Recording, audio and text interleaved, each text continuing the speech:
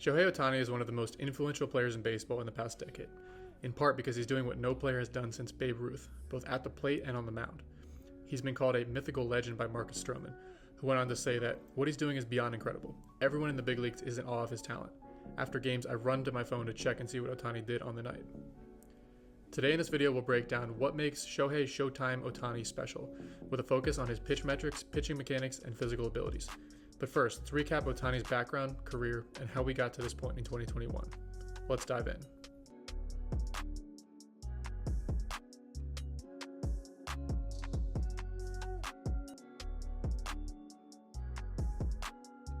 First, some quick facts about Ohtani. He's 26 years old, listed at 6'4", 210 pounds. He's obviously from Japan, where he actually went to the same high school as Mariners left-handed pitcher Yusei Kikuchi, and he hit a ridiculous 99 miles per hour as a senior in high school, which is just absurd if you watch that play against high school hitters. Not surprisingly, he immediately went into the Japanese major leagues, the NPB, where he was named a 5-time All-Star from 2013 to 2017, age 18 to 22, where he amassed some pretty impressive pitching statistics. In 565 innings pitched, he logged a 2.55 ERA with 213 walks and 651 strikeouts. His hitting stats weren't too shabby either. More impressively, in 2016, he threw the fastest pitch ever recorded in NPB history at 102.5 miles per hour. On December 9th, 2017, he was signed by the LA Angels, and on December 13th, it was revealed that he had a grade 1 right UCL sprain, for which he received a PRP injection. He went on in March 29th of 2018 to make his major league debut, but in 2018 he made it through just 8 starts before being pulled in his 9th start on June 6th for what we originally thought was a blister. In looking deeper into the blister, it was actually discovered that he also had a worsened grade 2 UCL sprain, and he received another PRP injection, this time with a stem cell injection as well. He ended up sitting out the rest of the month and returned to the plate in early July through the rest of the season. He ended up winning the 2018 AL Rookie of the Year award, and in October of 2018, he received Tommy John surgery. Fast forward to 2019, and he returned to the plate on May 7th, where he hit through the entire season as a designated hitter. However, his season ended early, and on September 12th, 2019, he ended up having to get knee surgery. Fast forward to 2020, where he returned to the mound on July 26th for the shortened COVID season, but after just his second start, he suffered a flexor strain and was put back on the DL. He again went on to hit for the duration of the season. And that brings us to 2021, where he's established himself as one of the better starters in the league. In 7 starts, he has a 1-1 win and loss record, and in 36.1 innings pitched, he has a 2.7 ERA with 50 strikeouts, just 19 hits, and opponents are hitting 156 against him. It's clear at this point that he has number 1 starter potential, despite this small sample size. Nonetheless, some criticize his high walk rate with 26 walks in just 36.1 innings. We'll talk more about his arsenal pitch metrics and how they rank amongst the league in a moment. To summarize his injury history, getting to this point in 2021 was no easy task for Ohtani. Again, in December of 2017, he got his first PRP injection for a grade 1 UCL sprain. In 2018, it was revealed he had a grade 2 UCL sprain, and he received a second PRP injection, this time with a stem cell injection as well. In October of 2018, he got Tommy John surgery. He got the knee surgery in September of 2019. In August of 2020, after just 2 starts, he had the grade 1 to 2 flexor pronator mass strain. And again, so far so good in 2021. Let's keep our fingers crossed. But again, here are my thoughts on his injury history. He was likely able to hit through the issue for as long as he has as a right-handed pitcher / left-handed batter, because the left hand in a lefty swing takes the valgus stress. And luckily for him, this was his non-dominant arm, so he was able to make it work and still perform as a designated hitter. He likely would not have been so lucky had he been a right-handed pitcher / right-handed batter combination, because that right arm is the one that's taking on that valgus stress at that point in the swing. Second point is that PRP injections, in my experience, having worked as a company with thousands of athletes and having seen dozens and dozens of UCL sprain cases, again, not medical advice, and I'm not a therapist, I'm not a doctor, but just having seen this play out many, many times, PRP injections for grade 2 UCL sprains very, very rarely work in higher level, hard throwing pitchers.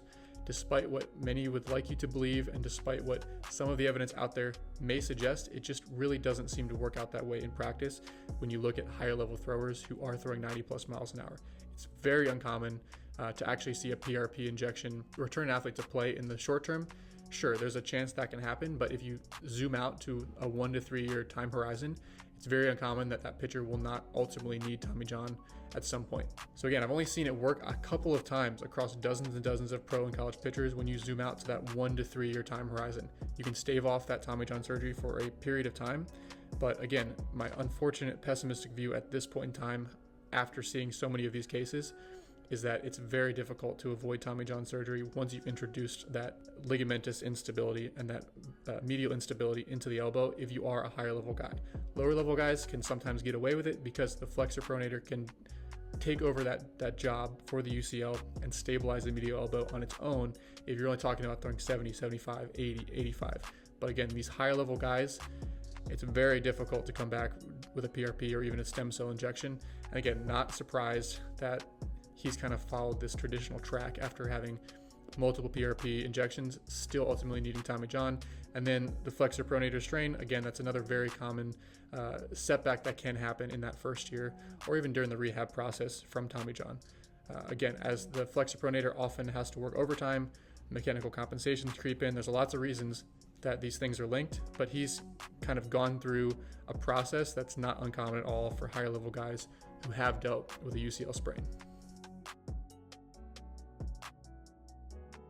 Off the bat, he throws 5 pitches. He throws a fastball, splitter, cutter, slider, and curveball. Fastball he utilizes about 54% of the time, 20% for the splitter, and then he splits the cutter, slider, and curveball 10%, 11%, and 5% of the time respectively. So right off the bat, that's highly unusual for an MLB starter to have 5 go-to pitches that they can throw in any count. Now, while his cutter, slider, and curveball are solid offerings, none of them rank particularly elite in any one single pitch metric, and they aren't his go-to secondary offerings. So for the sake of this breakdown, let's look specifically at his 2 most used pitches, his fastball and his splitter. Let's start with his fastball. Some scouts called his fastball an 80 grade offering when he first entered the league, which, for those of you who don't know, that's essentially a Hall of Fame caliber pitch. That's one of the best pitches of its grade in the MLB in any given year. So that's extremely high praise for Ohtani's fastball. The question to ask then is that actually accurate? Does he have an 80 grade fastball? Now, let's first look at the metrics. In 2021, his average velo on the fastball has been 95.6 miles per hour. Yes, he did touch 102.5 miles an hour in Japan, but again, that's a far cry from the average velo that we're seeing in 2021. As far as pitch metric wise, he's averaging 2,391 RPMs, 16.4 inches of vertical break, 4.6 of horizontal break, and I'll save the details on these other pitch metrics. But the point is that in isolation, none of these metrics completely jump off the board. None of these are standalone elite pitch metrics by themselves. However, if we look a little bit deeper, you can see that there was a significant rise in his spin rate and his vertical break from 2020 to 2021. In 2020, he had a 2159 spin rate, which is now up to 2,339 RPMs, and his vertical break went up over 2 inches from 14.5 to 16.7 inches of vertical break. If we look a little bit further at actual outcomes, his WOBA on the fastball, or weighted on-base average, which is an indicator of how that pitch plays against hitters, as kind of a catch-all statistic on the effectiveness of a pitch, is 384, which is relatively average. That ranks him at about 270th in the MLB. His batting average against is 239, which ranks him 183rd on the fastball. His whiff percentage, 23.3%, ranks 227th. And his ground ball rate, that's kind of one of the things that does stand out about his fastball, 60.5%, which is 96th percentile in the MLB.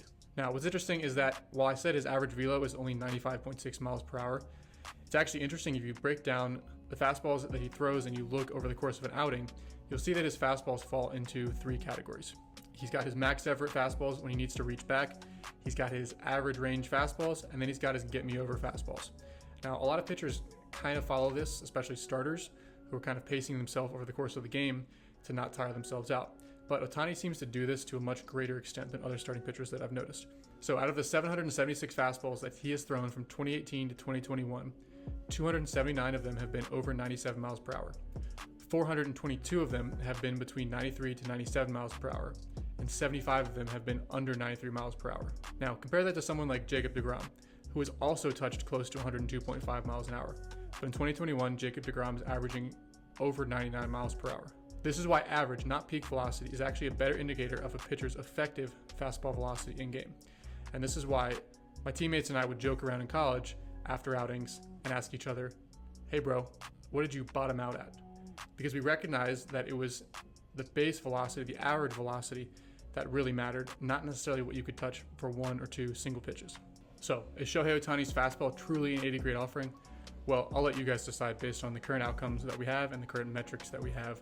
But personally, I would argue that 80 is a little bit generous. So now let's take a look at his splitter, which I would argue is hands down his best pitch, and the numbers bear that out, and might even be his true 80 grade pitch. So we break down the metrics. You can see his spin rate, vertical break, horizontal break, extension, and release height. Right, in isolation, none of those necessarily jump way off the graph at you. But looking at his average velocity, he throws it quite hard, averaging almost 90 miles an hour with the splitter. And kind of breaking down the outcomes, this is really where the pitch shines. If we look at opponent batting average, hitters are batting just .043 against the pitch, which ranks second for splitters in the MLB behind Aroldis Chapman. His WOBA, or weighted on-base average, is third in the MLB. His whiff percentage of 60.3% ranks first for all splitters in the MLB, and his K percentage, 69.4%, ranks him second for all splitters in the MLB. Now, this arguably makes his splitter the best in the league for starting pitchers, and arguably a top 3 splitter in the league when you factor in relief pitchers as well. It's ranked first by run value per 100 ABs, which is another metric that you can find that ranks a pitch's effectiveness compared to other pitches in the MLB. So, to summarize Ohtani's arsenal, first, his fastball velocity is definitely plus, but he doesn't always try to throw as hard as possible, and so this plays down his fastball just a hair. Second, he does use velocity differential to his advantage. This is actually one area that his cutter, curveball, and slider really do excel, where they rank 98th to 99th percentile in terms of the velocity differential between those pitches and between his fastball. So that actually is an area where those are standout pitches, simply because of the differential between how hard he throws those pitches and how hard he throws his fastball, even though the individual pitch metrics for each of those pitches may not be elite in and of themselves.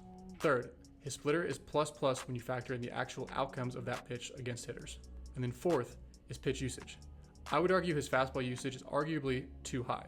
He's throwing it 54% of the time compared to 20% of the time with the splitter, whereas the outcomes that he's getting when throwing the splitter are significantly better than the fastball. I would argue he probably shouldn't be throwing the fastball almost 3 times more often than the splitter with how elite his splitter is. So now that we understand Ohtani's arsenal a little bit better and what makes him so nasty on the mound, let's dive a little bit deeper into how he moves.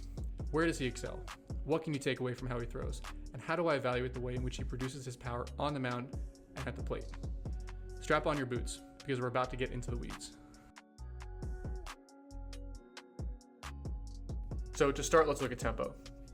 Ohtani has one of the slowest tempos for what I would consider hard throwers in the MLB. Now, yes, he does have a slide step that he'll go to, and he still is able to throw hard out of the slide step, but it still begs the question, how is he able to throw that hard being in like the 1 percentile of tempo out of the stretch? So let's get into that first. I need to define, what exactly is tempo. Well, tempo is essentially how quickly you move through your patterns, but it's also the rate at which you move through your patterns. How does that speed that you move through your patterns change? So is he accelerating as he moves down the mound, or is he moving down the mound at a constant rate? And then what is that rate?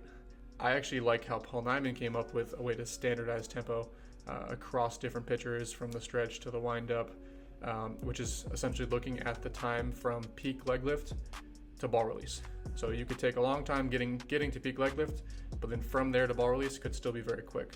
If you want to quantify it this way, rather than actually using a stopwatch, it's much easier if you have video to just count frames. So you go through those frames, frame by frame by frame on standard 30 frame per second video. So each frame is actually 1/30th of a second, but you don't really need to worry about that. You can just count frames, keep it simple. And what you'll find is that the hardest throwers tend to fall between about 20 to 24 frames. I put 21 to 23 here. You'll have someone like Jacob deGrom in the 19 to 20 frame range. Same thing with like a Nolan Ryan. They're very quick to the plate. And then you'll find some athletes like Ohtani, who's 27 to 32 frames. This is a very slow tempo. And you can just see that looking at him throw in full speed. You can see he's very deliberate. initially in his load, initially going through his leg lift, and then he accelerates down the mound from there. So again, very slow tempo. Now, while Ohtani is very slow when measured from peak leg lift to bar release, if we actually look at how he accelerates his weight, you can see that his center of mass is accelerating through his delivery. He's very quick from the last few frames before landing, from there into bar release. From there, he's comparable with most other hard throwers. He just really takes his time initially through his leg lift to get there. Now, this is a common trend amongst hard throwers as well, is that there's an acceleration happening. It's not just a constant velocity or constant speed that they move down the mound. Now, we can look at some other hard throwers who have thrown 100 plus miles an hour who have slow tempos. It's a short list, at least of guys that I'm aware of, because it generally is just harder to do, because what it means is that the tempo isn't on your side, and so you're having to make up for that to some extent, with just being a really exceptional athlete, being really powerful, because theoretically there is going to be a slight lag or energy leak if you move too slowly down the mound. So two guys that come to mind are Nathan Eovaldi. He's a guy who doesn't have a super aggressive weight shift, and so his tempo ends up being a little bit slower. But again, what is slow? Nathan Eovaldi's tempo is like 24 to 26 frames, so it's still significantly quicker than Ohtani. Another guy you may not have heard of, Archimedes Caminero.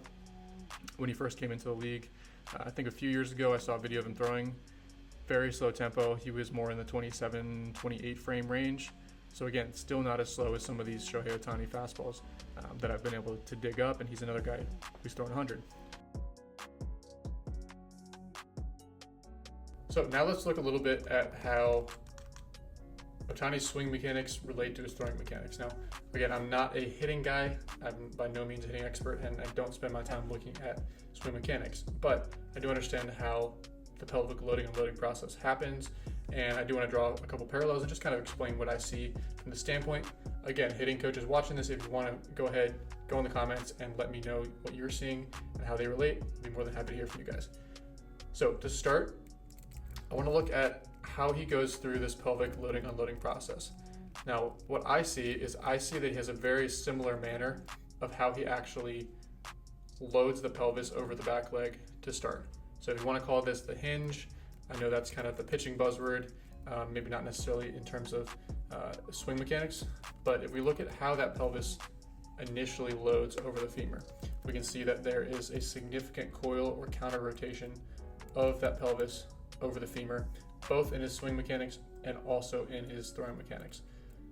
And again, he's one of the hitters that actually has the most pronounced coil that really I've seen, besides someone like maybe a Bryce Harper would be a good comparison here. But again, a ton of counter rotation of the pelvis into relative internal rotation over that femur, and again, same thing on the mound. So what you'll often find, I see, especially with two-way guys, is that their swing and throwing mechanics are largely dictated in part by their hip anatomy and their hip structure. And so Ohtani is clearly a guy that has very good hip internal rotation, and he's leveraging that internal rotation to be able to produce power at the plate and on the mound. Now, if we were to completely change up his swing mechanics and put him in more of like an externally rotation dominant position, maybe turn that toe backwards towards the catcher in his swing mechanics, turn that toe back towards second base on the mound, I can almost guarantee you that that would cause a reduction in velocity and a reduction in efficiency of transferring that energy from the ground up. Just again, based on my experience, based on what typically happens when you take an athlete with great internal rotation, and that's what their hips favor, and you don't put them in positions that optimize that. So from what I can tell, it looks like he's really optimizing the structural mechanics of his hip joint and his own genetics and range of motion from both his swing mechanics and his throwing mechanics. To take this a step further, we can look at, he has a very stable foot position in both cases. Now this is important because if you're going to coil the pelvis and load the pelvis over the femur and try to load tension in that chain, you need a stable contact point, and that would be his ground contact point or his foot. That needs to be stable in order to properly load this pelvis and load that entire leg spiral. So we see the same thing on the mound. Again, very stable foot position. Guys who have history of ankle sprains or really terrible ankle stability, or any number of issues, they're wearing shoes that don't fit properly, this can definitely be an issue and represent an energy leak. but he does this again exceptionally well in both cases. His lead hip holds closed in internal rotation. Now this is obviously most pronounced in his swing mechanics. Again, you can see this angle right here. He's showing the sole of his shoe to the pitcher. Another way of kind of thinking about this or cueing this is like knee to knee position. Again, that only really works for IR dominant pitchers, and IR dominant hitters would be able to use that cue, but knee to knee or showing the sole of the cleat. And again, you can kind of see this in his mound mechanics as well.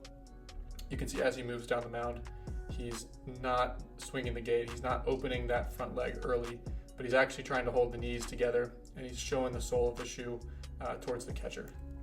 Now, some pitchers will do this even more pronounced than him, but again, still an interesting similarity between both sets of mechanics. Posturally, there's also some similarities. Obviously, it's a completely different pattern, but because it is a rotational power movement, you see he does a lot of similar things. He maintains this torso stack position. We like to call this staying in the cylinder being the pelvis, the torso, the head, right? He's got a quiet head position as he moves forward, very little head movement. As he goes through this loading, unloading process, very little torso movement. So he's keeping a stable, quiet torso as well as he moves forward. And then if we look at, again, the position of the pelvis, he's in this counter-rotated position, and he's keeping the pelvis relatively even with the horizon. So he's not tilting that pelvis uphill and losing that stacked position. He's doing a really good job maintaining this strong, stable posture as he loads the back hip and as he moves forward. So then once he's found this loaded position, he goes through his linear move. He begins to move forward. Now in the swing, it's not a very far stride, obviously, because it's his swing mechanics. But on the mound, again, this gets very exaggerated because he does have a decently long stride. And so what happens here is, again, he's loaded all this tension through his leg spiral. The pelvis is coiled over top of that femur. He's loaded tension through this entire chain, through this stable back foot position. Now he's riding that tension forward. He's riding the center of his body forward while keeping the upper half quiet, keeping the upper half stable. Eventually he's going to run out of room. He's going to run out of range of motion through the groin, through the adductors, in his actual hip capsule, and this is going to trigger the pelvis to actually uncoil. So eventually he runs out of room. The pelvis then releases, and he does a phenomenal job of delaying pelvic rotation. So rather than just immediately opening up his hips, he actually delays this hip rotation very, very well in both cases. And so what happens is it's a very rapid, late unloading of the pelvis into landing versus a gradual leaking open of the pelvis into landing.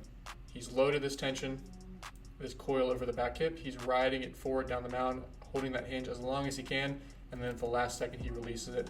He pops open the hips, he unwinds that tension and releases that tornado of energy up the chain. So again, I do like to tell pitchers, this tends to be more helpful to think of as a releasing of energy, a releasing of that coil, rather than an active forcing of the hips to rotate. If we look closer at Ohtani's swing mechanics, you can see as he loads the pelvis, as he turns the pelvis over the femur, there becomes a point where the knee begins to actually move out too. So I'll play that again. You can watch the position of the knee right here. First he turns the pelvis, he takes that slack out of the actual hip joint. Now the knee begins to move, but again, the foot is staying stable. So now the knee rotates 5, 10, 12 degrees. What's happening there is now he's taking slack out of the tibia, so that now he's winding into tibial internal rotation. So at this point in his swing, he's fully loaded this back leg spiral. He's loaded into hip IR, he's loaded into tibial IR, and this entire side of his body is wound up like a spring, ready to release. And so that's why I like to use the phrase of releasing the hips into landing. And it's very much the same in pitching. You're releasing the pelvis into landing while holding the shoulders back. And that rapid pelvic rotation right there, while holding the shoulders a hair back, which again is more obvious in a throw, creates this stretch through the oblique abdominals, which he then captures extremely well and fires his torso rotationally into, in this case, ball impact, and in this case, into ball release. From there, the lead leg works very much in the same way. The actual plane of rotation is just different, uphill for a swing and more downhill when throwing off the mound. But the impulse from the lead leg block, so when that lead leg block plants, it creates an impulse that travels up through the lead leg and into the pelvis on the lead leg side. So that impulse helps to actually complete this pelvic rotation to make sure that the hips finish rotating through to the target and transferring that energy effectively from the ground up into the pelvis, up into the torso, and as in terms of his swing mechanics, into the end of the bat, and in terms of his throwing mechanics, up through his spine, out into his humerus, and spiraling its way out into the ball. Again, looking at one's swing mechanics and one's throwing mechanics, they aren't always going to perfectly match up. A pitcher who is elite is not always going to have an elite swing, and vice versa, obviously. But Ohtani does have an elite pelvic loading and unloading cycle that carries into both his hitting and into his pitching mechanics. And so again, I think we can learn a lot just about how rotation is created and how the pelvis works by examining how, in his special case, he's able to do both at an elite level and produce elite exit velocities and also elite mound velocities, in large part due to his extremely efficient pelvic rotational capabilities. So the real question that a lot of you guys are probably wondering is, okay, well, what really sets Ohtani apart? How does he throw 100? And a lot of times what people want to hear is that an athlete is just kind of a gifted physical specimen, and that's why they throw 100. And actually, in this case, we're going to discuss how that probably is the case. And it really does come down to him just being a physical beast. But we can look at his mechanics to kind of deduce why this is the case. And first off, you'll see that he really doesn't utilize significant range of motion to produce his velocity. Some pitchers, like Jacob deGrom, for example, they really do get into extremely deep stretch positions. They're utilizing their lever lengths, they're utilizing their mobility and their range of motion to be able to apply force to the baseball over a really long period of time, really long arc of motion, be able to create these insane stretch shortening cycles through their oblique abdominals and crazy hip shoulder separation. But Ohtani really doesn't get into super deep positions, right? He gets just enough scap load, but nothing crazy. He doesn't get a ton of horizontal abduction, so the arm doesn't get super far back behind his body, like this clip right here of Jacob deGrom. He doesn't get a ton of hip shoulder separation, and he gets very average layback of the shoulder.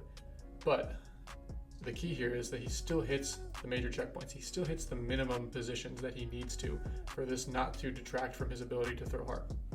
So while he isn't elite from a range of motion standpoint, he isn't super below average either. He hits the positions just well enough. He gets just enough hip shoulder separation, just enough layback, just enough scap load, where it's not necessarily in the way of him still being able to throw hard. It's just not the primary way in which he's able to produce his velocity, like someone like a deGrom, a Tim Lincecum, or other examples like that. Another thing is that, yes, he has a slow tempo, and that was normally, as we talked about, a detractor from velocity, but he makes up for that with a very excellent rhythm and how efficient he is with actually tying all these body parts together.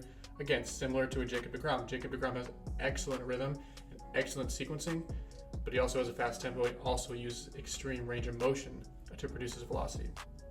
So how does Ohtani make up that gap and still be able to touch 102 like deGrom does, without the range of motion and without the tempo or the lever length nearly as much as deGrom on his side? And the answer, as most of you would imagine, is that he has elite physical characteristics. And I've confirmed this with people close to the situation, that he does have top of the line MLB level strength, speed, power, and movement quality. So he's a guy that even other elite athletes in the MLB look towards as, hey, this guy's a freak. This guy's top of the charts on nearly everything that they've tested. And so I don't have specifics, but I can confirm that that is the case, as you might suspect from seeing him swing, seeing him throw on the mound. So this does bring up another point, not to get on my soapbox too much, but I do want to bring up this other point, which is that, hey, he is strong, he's extremely quick twitch, all this stuff, right? But at the same time, how strong really is that? So the top MLB pitchers are strong, but like, what is MLB strong? We know Ohtani is near the top of the the MLB there. And the answer is, well, you can look at this video right here of him deadlifting 500-ish pounds, right? That's strong. That's near the top of the MLB, and he's extremely powerful and fast twitch. But it's not 600 pounds. He's not reverse lunging that I know of 400 pounds, right? There are people out there who would say that stronger is always better. And the point is that if you take a physical freak like Ohtani, who's already stronger than most MLB pitchers who are throwing in the upper 90s, that's probably strong enough. And so there does come a point in your training where you might be strong enough too, and where you might need to spend your time not focusing on getting stronger than Ohtani. If you're already deadlifting 500 plus pounds and you're already reverse lunging 300 pounds, there's a point at which trying to get stronger is actually detrimental. There's a point of diminishing returns. And so I just wanted to kind of quickly make that point, is that with a lot of our advanced guys who have a strength base and are at the top end of the MLB as far as if they were in the MLB, like where does their strength measure out? Once they get to that point, which is actually more common than you think, especially with our stronger college guys and our stronger minor league guys, once you get to that point, it's far more important to be focusing on things like movement quality, power, and speed, the other qualities where Ohtani really excels, than constantly just chasing strength once you already max out that quality. So to summarize, what makes athletes like Ohtani and others special is their ability to produce power, transfer energy through the ground and through their kinetic chain, and maximally utilize the elastic properties of their muscles and fascia. So he is an elite athlete, he moves extremely well, but he doesn't necessarily have the outrageous range of motion aspect to it. He's able to produce that power through being this phenomenal athlete, not through having phenomenal range of motion, phenomenal mobility. Put another way, Ohtani moves well, but he just produces velocity differently than someone like Jacob deGrom, who uses efficiency and range of motion rather than efficiency and raw power.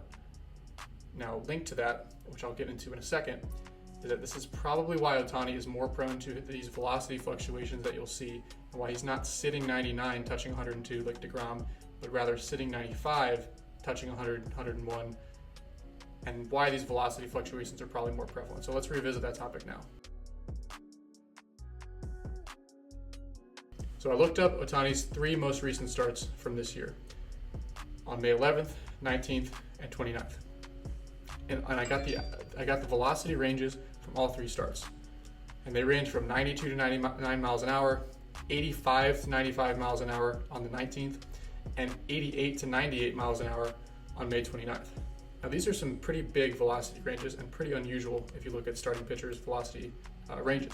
So he seems to have this low, this medium, and this high effort version of his fastball, as we already discussed previously in the video. But when I looked a little bit deeper, what I saw is that most of these non-competitive fastballs happened when he was behind in the count. Check out this 3-pitch sequence from when he was behind in the count in a recent start. So as you can see, he's actively taking a lot off the pitch just to try to throw a strike. And this really isn't something that we would recommend that most of our high school or college pitchers should do, just because it's extremely hard to regulate these different intensities and still be able to command the ball in game. Most of the time, what I'd recommend to pitchers is that you want to have kind of this one gear. It's just really, really hard for most pitchers to have the finesse to regulate that intensity up and down in the middle of a start. So in most cases, we actually discourage that. Again, if he's able to do that and make it work, so be it. But again, that's just an interesting phenomenon that I've noticed that really isn't that common in the MLB.